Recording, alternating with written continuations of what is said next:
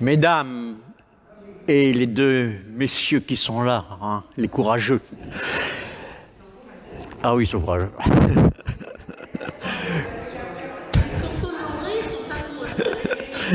Bien. Pour être oublié, mon personnage d'aujourd'hui l'est. Et pourtant, nombreux ceux qui connaissent, même des non-chrétiens, le passage de l'Évangile qui le concerne. Et certains même regrettent ce bon moment. Notre oublié a cependant joué un rôle non négligeable dans la vie de notre Seigneur. N'est-il pas à l'origine de son premier miracle? Écoutons-le. C'était notre jour, notre grand jour. Rachel et moi, nous fêtions notre mariage. Même si, comme c'était la coutume, je n'avais pas eu mon mot à dire sur l'épouse qui m'était destinée, je ne regrettais pas le choix de mes parents. Elle était belle, et chaque fois que je la regardais, ces mots des cantiques me montaient à l'esprit. Que tu es belle, ma compagne, que tu es belle. Tes yeux sont des colombes. Derrière ton voile, ta chevelure est comme un troupeau de chèvres dévalant la montagne de Galaad. Tes lèvres sont comme un cordon écarlate et ton langage charmant. J'aurais pu continuer ainsi longtemps. Nos parents avaient bien fait les choses. La maison était pleine d'invités venus de tous les coins du pays. Rachel, entourée de ses amis, et moi, de mon côté, avec les miens, nous nous laissions porter par le bonheur. Nous commencions à oublier tout doucement qu'il n'avait pas été facile d'organiser ce mariage. Nos pères avaient chacun leur idée, et comme l'un et l'autre avaient la tête près du bonnet, ils étaient prompts à se mettre en colère, surtout l'un contre l'autre. C'est pourquoi, tout en devisant avec ses amis, Rachel ne cessait de jeter des coups d'œil inquiets vers le coin où se trouvaient nos pères respectifs. Et ce que nous craignions arriva. Ils se disputaient. Leurs éclats de voix nous parvenaient. « Il n'y a plus de vin. Tu aurais dû être moins radin et en prévoir plus. Oh, si tu n'avais pas invité tant de monde, il y en aurait eu assez pour tous. Regarde donc cette bande de soifards. » Le ton montait entre les deux hommes. Mon beau-père vint vers moi et me dit « À cause de la pingrerie de ton père, ton mariage est raté. Tu es déshonoré et tu déshonores ma fille. » Le visage de Rachel s'assombrissait et des larmes perlaient de ses yeux. Oui, notre fête n'allait-elle pas être gâchée par le manque de vin et surtout par la querelle de nos pères? Alors, l'une des femmes de nos invités s'approcha de Rachel et lui dit « Ne t'inquiète pas, sèche tes larmes, fais-moi confiance. Je vais en parler à mon fils. Tu le vois là-bas avec ses amis. Tu en connais un. C'est Nathanaël, qui est un de tes lointains cousins. Et cette femme, je n'oublierai jamais son nom, Marie de Nazareth, alla vers son fils, Jésus. Elle lui parla à l'oreille. Oh, il n'avait pas l'air d'accord. Puis jetant un regard sur Rachel, tout en pleurs, et vers moi, il nous sourit et s'éloigna. À partir de ce moment-là, tout a basculé, à ne plus rien y comprendre. Les 6 jarres d'eau qui servaient aux purifications et qui se trouvaient à l'entrée de la maison débordaient de vin.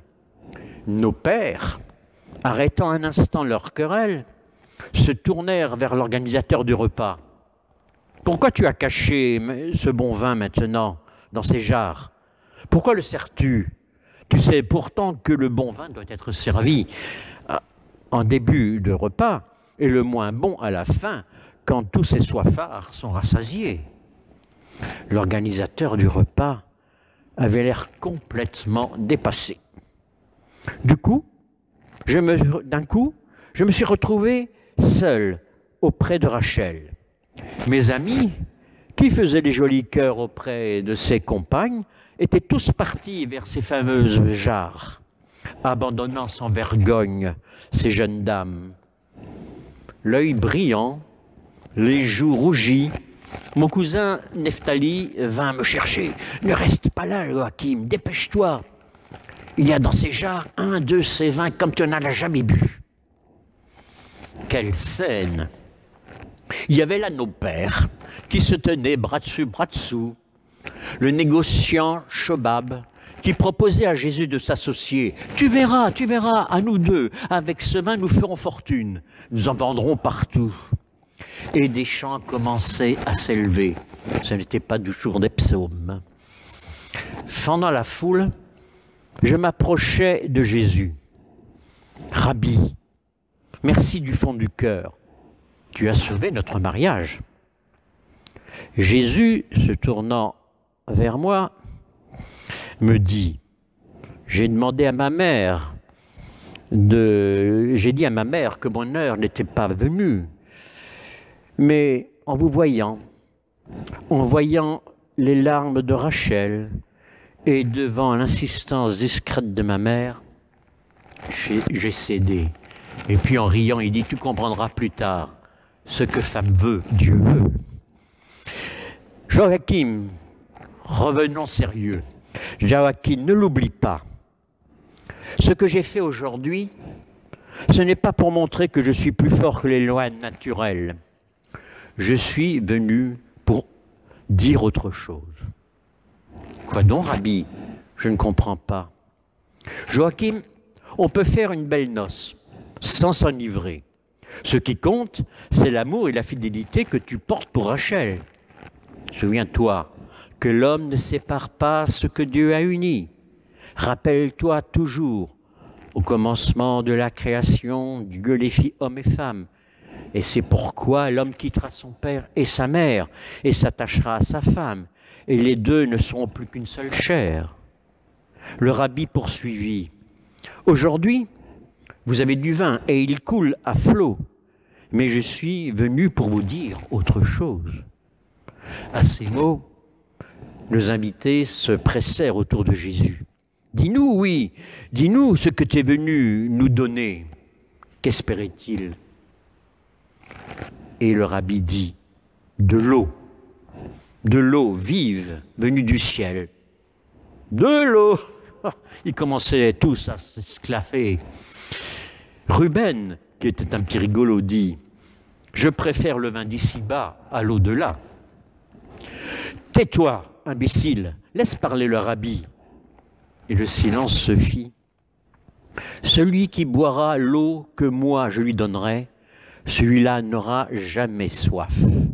L'eau que je lui donnerai deviendra en lui une source d'eau qui jaillira pour la vie éternelle. Le rabbi dit bien d'autres choses, mais je ne les ai pas toutes comprises ou retenues, je l'avoue. Puis après nous avoir bénis, Rachel et moi, il se retira, suivi de sa mère et de ses compagnons. Les mois ont passé. Le rabbi est revenu à Cana. Il a fait beaucoup plus que de changer l'eau en vin. Il a guéri le fils de l'officier royal de Capernaum qui était sur le point de mourir. Notre cousin Nathanaël, qui se fait maintenant appeler Barthélemy, est venu nous voir. Il nous a raconté tout ce qui s'était passé depuis la guérison du fils de l'officier royal, et en particulier la mort sur la croix de ce Jésus. Mais nous a-t-il dit, il est ressuscité des morts, je l'ai vu, il est apparu à moi et à mes compagnons Simon-Pierre, Thomas, Jacques et Jean, et 2 autres dont j'ai oublié le nom. La pêche n'avait pas été bonne, mais quand le Seigneur apparut, notre filet fut rempli au point de se rompre. Vois-tu, Joachim, le Seigneur, ce Jésus, c'est le Messie, le Christ annoncé par les prophètes. Remets-toi à lui et tu auras l'eau vive dont il vous a parlé lors de tes noces. Rachel et moi, nos enfants et nos serviteurs, fûmes alors baptisés par notre cousin. Quel bonheur! Nos noms sont oubliés. Pourtant, n'est-ce pas à cause de Rachel et de moi que le Christ a commencé cette aventure extraordinaire? Dois-je le regretter? Non. L'essentiel n'est-il pas dans la proclamation de l'Évangile qui s'en est suivi? Je n'ai pas de regrets. Enfin si, pour être franc. Je regrette de ne pas avoir gardé une ou deux amphores pleines de ce vin que nous aurions pu déguster ensemble. Merci.